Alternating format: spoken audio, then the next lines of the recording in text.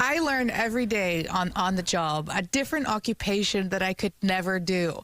And today, we're going to add pilot to that list.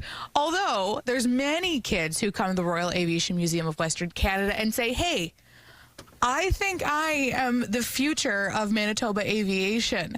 How cool is that? Talia Penner joins us once again to tell us about this really neat interactive space.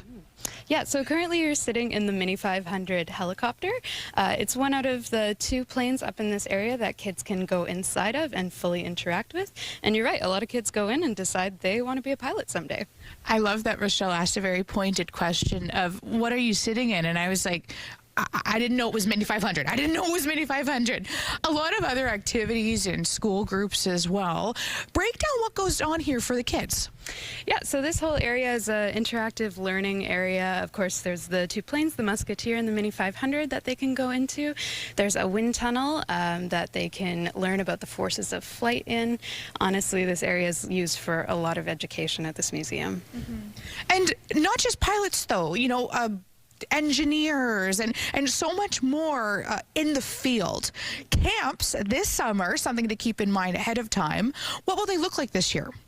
This year we will have our half-day camps, which is a repeat of last year.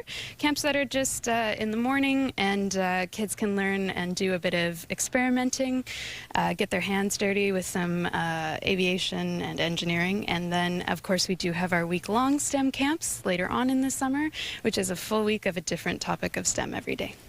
What's really cool is that there's restoration or things that have been restored and being assembled here on site, but then you're putting the kids in a similar situation with these camps. It's true, yeah. The kids are learning firsthand what it's like to see aviation in Manitoba, because as they are learning about planes, it's true, we are assembling planes and restoring in the museum at the same time.